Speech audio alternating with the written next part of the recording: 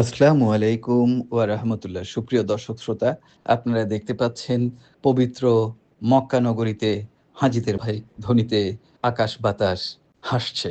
এ এক অন্য অনুভূতি, এ এক অন্য দৃশ্য। আগামীকাল থেকে হজের আনুষ্ঠানিকতা শুরু। তাই আজ জোহরের নামাজের পর থেকে নিজ নিজ অবস্থান থেকে হোটেল থেকে হাজিরা মিনায় যাত্রা শুরু করেছেন। মক্কার মিসফালা সহ বিভিন্ন এলাকায় এখন হাজিদের পদচারণা। তারা কেউ গাড়িতে ওঠার জন্য অপেক্ষা করছেন, কেউ গাড়িতে উঠছেন, কেউ বা পায়ে হেঁটে যাত্রা করেছেন। লাব্বাইক আল্লাহুম্মা লাব্বাইক, লাব্বাইক লা শারীকা লাকা লাব্বাইক। কেউ গাড়িতেই, কেউ বা পায়ে হেঁটে।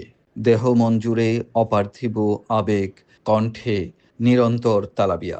লাব্বাইক আল্লাহুম্মা লাব্বাইক, লাব্বাইক লা শারীকা লাকা লাব্বাইক।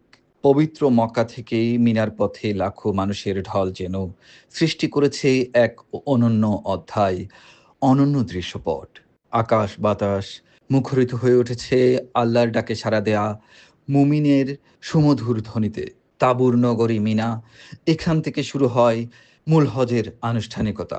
৭ই জিলহজ, ২৪ মে জোহরের পর মোয়াল্লেমের নির্ধারিত সময় অনুযায়ী এহরামের কাপড় পরে মিনার উদ্দেশ্যে রওনা হন হাজিরা। কেউ বাসে, কেউ বা দীর্ঘ যানজট এড়াতে পায়ে হেঁটেই যাচ্ছেন মিনায়। ৮ই জিলহজ মিনায় পৌঁছে হাজিরা ৫ ওয়াক্ত নামাজ জামাতের সঙ্গে আদায় করবেন। ৪ রাকাত বিশিষ্ট নামাজ ২ রাকাত করে আদায় করা হবে সুন্নত হিসেবে। একই সঙ্গে কোরআন তেলাওয়াত, জিকির, তাওবা, ইস্তেগফারে কাটবে পুরো সময়। বিশ্বের বিভিন্ন দেশ থেকে আসা লাখো হাজির, বাংলাদেশ থেকে আসা হাজিরাও। সৌদি কর্তৃপক্ষ জানিয়েছে, ইতিমধ্যে অনেক হাজি মিনায় অবস্থান নিয়েছেন। পুরো মিনা উপত্যকা এখন এক অন্য অনুভবে মুখরিত আল্লাহর মেহমানদের উপস্থিতিতে। লাব্বাইক আল্লাহুম্মা লাব্বাইক।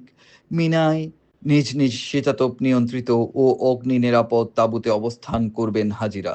জোহর থেকে পরদিন ফজর পর্যন্ত ইবাদত বন্দেগী আর আল্লাহর সন্তুষ্টি লাভের প্রার্থনায় কাটবে তাদের সময়। এভাবেই শুরু হয় হজের মহিমান্বিত যাত্রার সবচেয়ে গুরুত্বপূর্ণ অধ্যায়। আল্লাহ আমাদের সবাইকে এ যাত্রায় সামিল হওয়ার তৌফিক দান করুন, আমাদের কবুল করুন। আমিন।